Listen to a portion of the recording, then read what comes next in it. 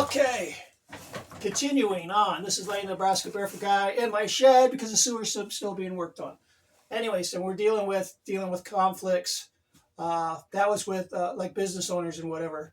Um, the other one I've used at tourist place was I had a gal saying, "Well, you have to have shoes in here," and basically being calm and everything. I said, "You know, I've done the research, and there's no state or federal health regulation requiring customers to wear footwear. But I said if that's a problem, then I could leave and go shop somewhere else. All calm. And there again, I got, well, I didn't know that, and she was done. And I went shopping, and no further problems. So a lot of it is just staying calm and presenting some logical information, because everybody assumes there's got to be a health code violation, whether you're in a restaurant or whatever else. The other thing is to repeat what they tell you.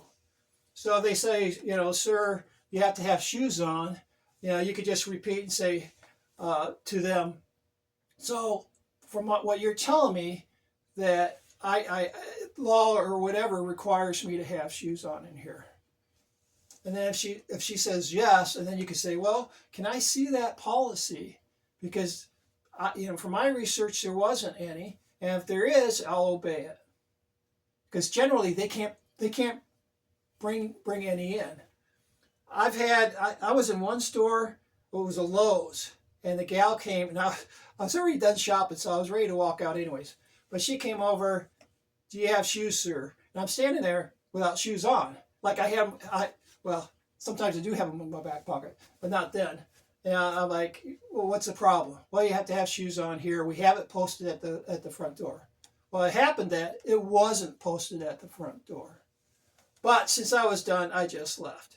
But I think the main thing is staying calm. Now, dealing with other customers, because I've had the quiet remarks and the giggles and all this other stuff. So you have to have some thick skin with that and just let it go. But the other one is just to let them know, well, there's no shoe policy for the store, and I've been shopping here for years.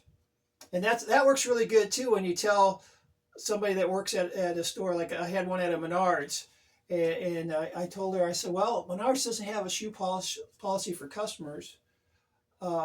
And I've been shopping here for 15 years like this, never had a problem. All calm and relaxed.